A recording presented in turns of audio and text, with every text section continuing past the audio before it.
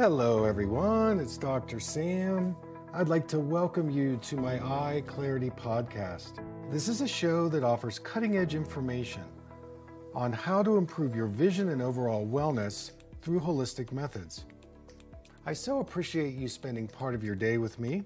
If you have questions, you can send them to hello@drsambyrne.com. Now, to the latest Eye Clarity episode.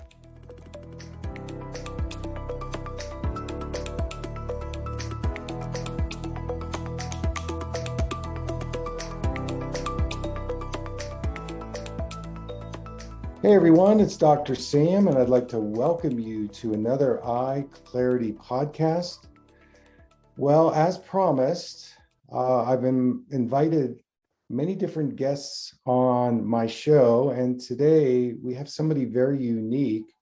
Her name is Kim Konte, and she is founder of the national nonprofit Non-Toxic Neighborhoods.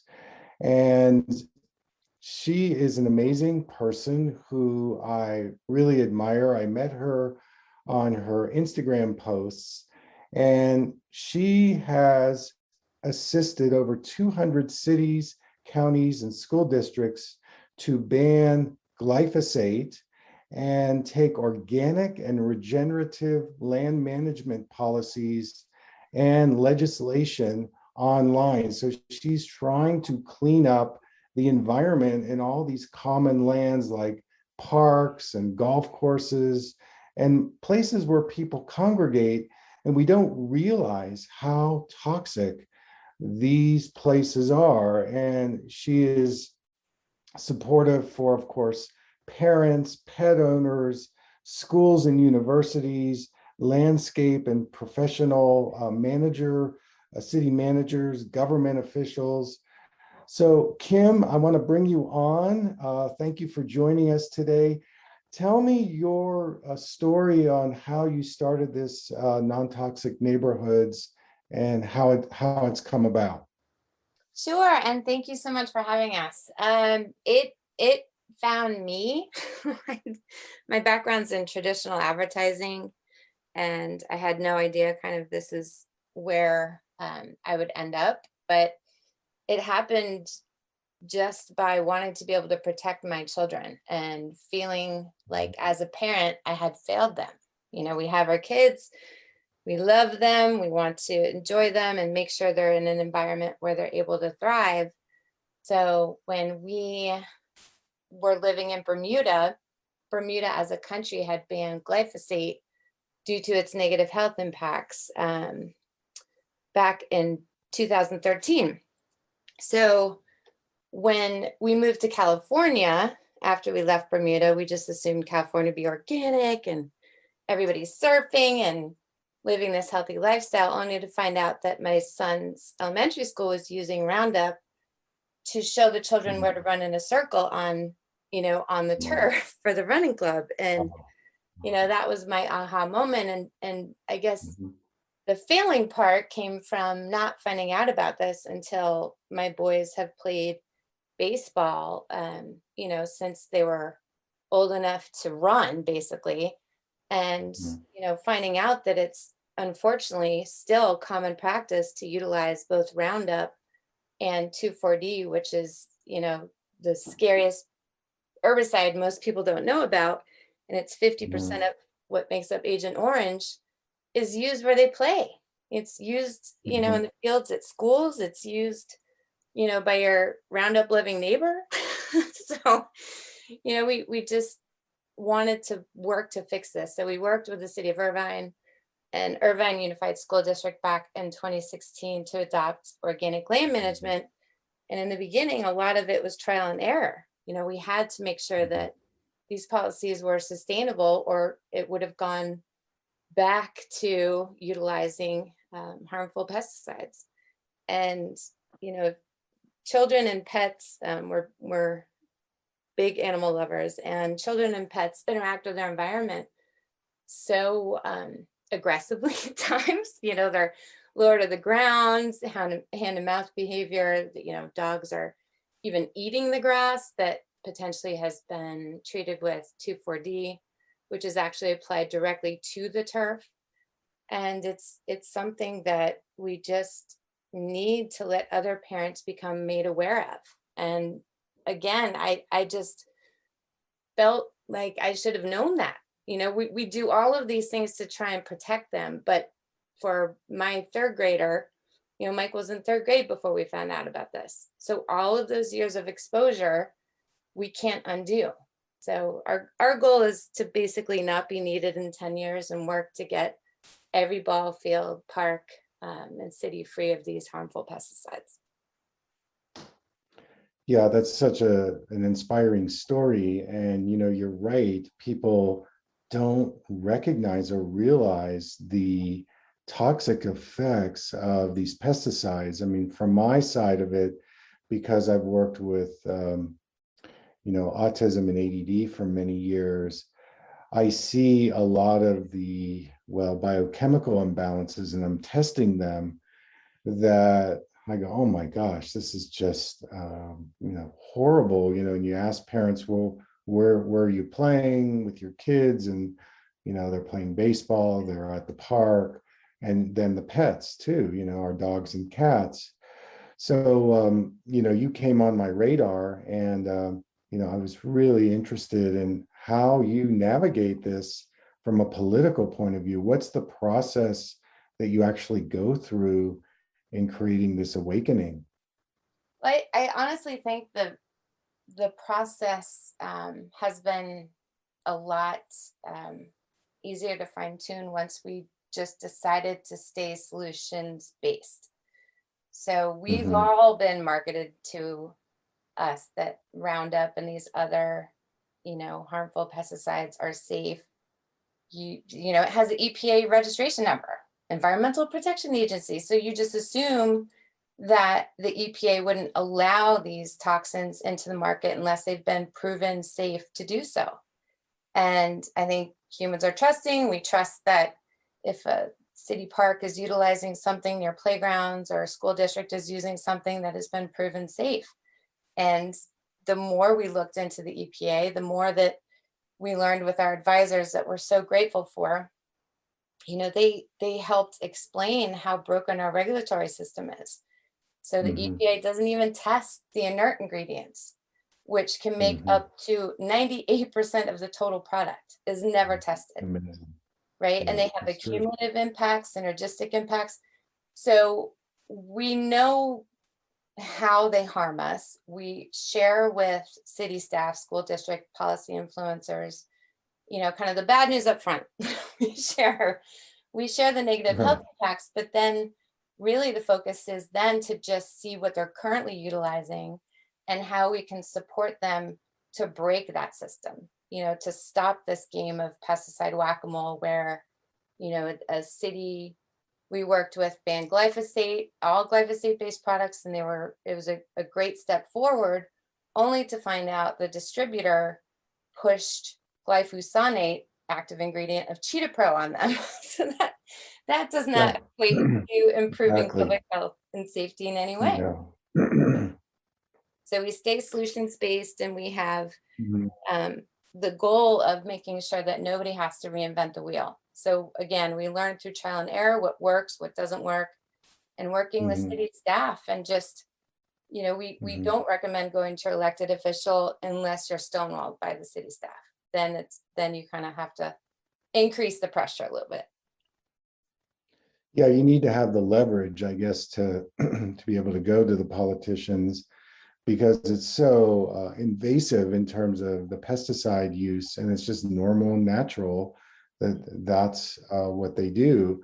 And again, from my perspective in holistic medicine, functional medicine, I've seen what these pesticides do to the brain, what they do to the immune system, and people having chronic inflammatory diseases. And, you can't be helped by that. And of course, with children, this is a really essential thing, that we take these pesticides out of our public spaces to protect our children. And I feel that in a lot of ways, our public health system is broken. And the way you're going about it is brilliant, because you're doing it more on the grassroots local level, and it's built momentum. I mean, here you have over 200 cities, counties, school districts that have awakened around this problem. So we talked off air, and there's a project you're working on right now that you're really passionate about. Could you share with the audience what you're doing? Sure. So, in this work, trying to move towards organic and regenerative land management, it's just one piece of the puzzle. You remove a delivery system of harm in city parks, and then we find out that it's only replaced with a cell tower or something else that potentially can negatively impact our children. Yeah. And the body burden on them is, something where they don't have really many spaces to escape from these exposures. So we worked with our partners at Center for Democratic and Environmental Rights, CEDAR for short, and we drafted a model ordinance for Children's Environmental Bill of Rights that will bring back the power that our local elected officials need. They take an oath to protect public health and safety, but in many ways, industry is so powerful with their lobbying and just being able to kind of control the system that we saw the need for this, because once you work to get an organic policy adopted, then we're helping cities get a moratorium for synthetic turf installations. There's lead in the blades, the infill is an issue. So this way Mhm. we wanted to be able to holistically protect children and empower Mhm. elected officials to be able to do that. That's really great. Another problem that I see with all this pesticide exposure is how it gets into the water.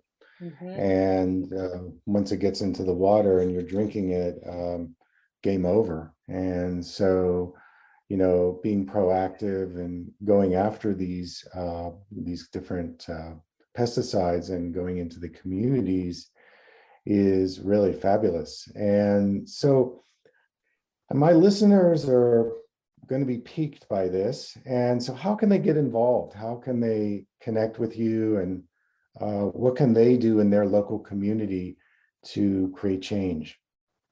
Simply request a meeting with city staff.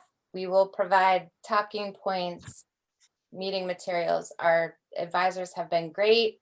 They will work to get peers of theirs who are based wherever the community city is to testify and Mhm. support and share the health impacts, because a lot of our Mhm. pesticide applicators and city staff are unaware of the true negative health impacts and consequences. And to your point with the watershed, we've had so much activation in Florida as a result of the red tides. We just are getting out of a really bad one that impacted St. Petersburg, and we're working with St. Pete's, who just purchased a foam stream machine, which uses foam and technology to eradicate weeds and weed seed beds in place of chemical use. So it Mm. just Well done. it's a no-brainer. Like we need Mhm. all of these cities to adopt this type of land management, because again, to your point, it's not just impacting our children, it's impacting our watersheds, it's in our rain. We're working with a researcher in Florida. He's the one that did the study on the sea cows, the manatees, and that Yes, yes, um, I saw that. 58% of all of them had glyphosate in their plasma. We need to just break the system, and we share all of our organic toolkits. So if you want to Mhm. start your dialogue with your neighbor who loves Roundup, or if you want to take this on where your child goes to school, we have specific things and tools that you can utilize. We learned that the principal of any school has the power to ban pesticides. So if it's an Yeah. immediate issue where they're announcing we're going to apply Roundup in the, next week, then there's a letter that's already been drafted that you can personalize and Mhm. share with your principal. So we just try to attack it from every possible angle that people are dealing with and working in pesticide reduction. Mhm. Yes, this is really good news. And I would imagine another thing you're thinking about is just the whole agricultural industry, because Monsanto has really moved into at least regular agriculture. I know in the organic world and farmers markets, that's one of the things I promote: shop locally, cultivate local farmers. How do you see it in terms of, changing this in the agricultural industry? Well, when you touch on ag, I think it also goes back to the accumulative and synergistic impacts on our children. So Yeah. they're getting Mhm. dermal exposure, inhalation exposure, and if they're eating foods that are contaminated with either GMOs or pesticides, it does accumulate in their bodies. And I'm sure you're familiar with them, but we now utilize Great Plains Labs.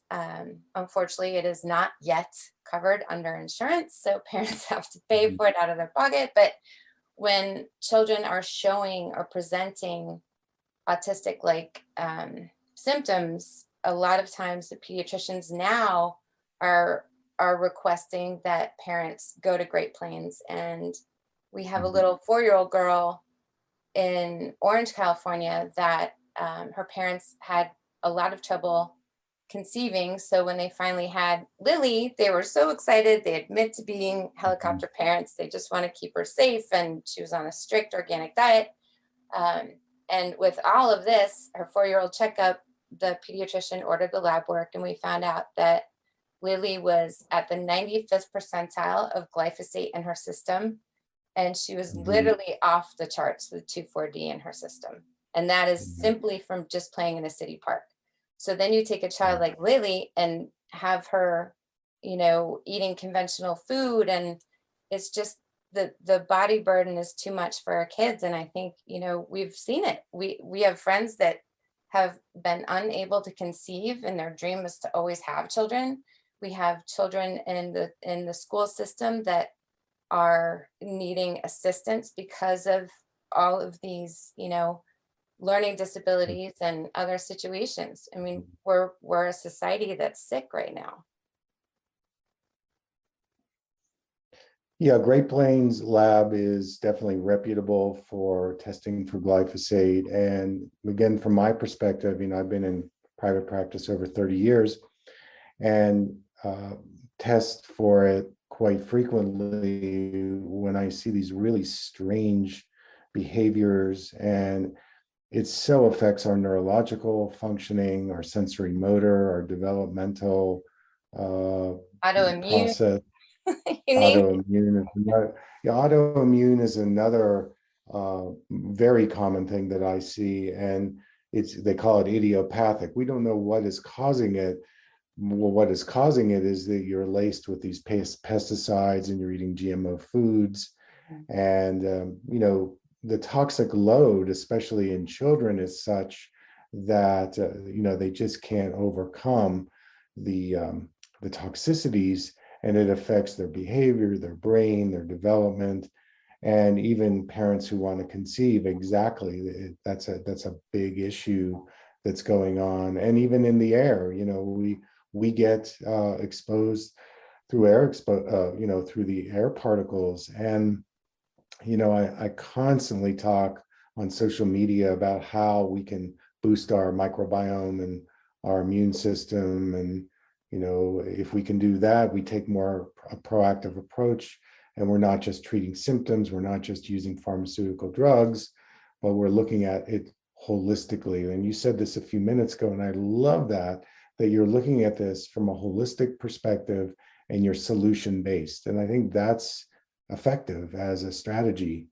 So, Kim, how can people get in touch with you? What are the channels that you prefer for us to connect with you? Sure. So through Instagram, that's how you found us. Through our website, we have Mhm. a section where, if you're a pet parent, golf course superintendent, there's different areas where you can connect with us, and then the team will immediately work with you to support your efforts from the first step of pulling the pesticide usage report. So we get an idea of Mhm. what your city or school district is currently utilizing. So then we can work to get solutions and organic alternatives. One thing to be cautious of is the greenwashing that's happening right now. We require that all of our pesticides and or inputs are both OMRI listed and Washington State Department of Ag certified, because we have products that on the product themselves claim to be organic when they are not. And they even have ingredients like feather meal and other items that are on Prop 65. So Wow. we're not working this hard to, again, just play pesticide whack-a-mole. We really have to work to build soil health. And that's, to your gut biome, Zach Bush, one of our advisors, is really helping people understand how we are in this crisis moment and how we have to work on protecting our gut biome and how important it is for an entire system. I don't think people really understand the importance of that, and that glyphosate is a registered antibiotic, which was fascinating to learn. So it's just our guts are off balance, our watersheds are impacted, our soil, our air. So it's just, I think the best path forward is just to start the dialogue, to start the conversation. And other than Newport Beach, California and Orange, California, every other city that we've worked with has adopted organic land management. Sarasota, Florida was one of the top 3, but even Sarasota banned glyphosate, and they're working to bring forward organic land management citywide. Yeah, that's very inspiring. And just a point, I've heard Dr. Bush talk about the Earth's biome and the soil and how we need to replenish it. And I can tell you in my patients, when I do hair mineral analysis, they're all depleted in their trace minerals. And this is another issue. The trace minerals are our spark plugs that make our cells go, and the mitochondria producing ATP that's able to create a healthy detoxification pathway. When you've got glyphosate and other pesticides, it just glunks up the system. And with the inflammation, you're building oxidative stress, metabolic waste. And then, of course, it really wreaks havoc on your cellular health and your biome. So I'm glad he's an advisor. I didn't know that. So no, he's been great. We connected in Houston. Actually, we spoke at it on a panel together. And to your point about agriculture, and he started Farmers Footprint, and they're also partners of non-toxic neighborhoods, is that it's all like the soil is connecting all of us. When I started this journey working to protect my children when they're on the baseball field or at school, I had no idea how much it's about soil health, and not everybody is ready to discuss that or learn about it. But again, if we can build soil health, it means that we're getting everything else right. Just like if we could effectively protect our children, then we get it right for everything else. And to your point with the air, we're dealing with many issues of environmental injustice and communities that don't have access to air that's safe to breathe because of their zip code. So it's working to get those protections in place. And we were so excited the United Nations invited us to be on their North American panel for children's environmental rights. So we really hope that these major influencers can do more than have these very insightful meetings. We're past that point. We need the United Nations. We need our elected officials from the city level to the state level to the federal level to get policies online with teeth. We can't have them watered down. We really are at a crisis moment right now with the planet. So that's one thing that COVID-19 has done for us, is it's really highlighted how important our green space is and how it's directly connected to our overall health and well-being. Right on. Well, if there's anything I can do for you, please just call on me. And I want to thank you so much for your generosity in speaking with us today. And I'm sure we'll connect again. Thank you, Kim. Thanks for Thank coming you, on. doctor. Thank you.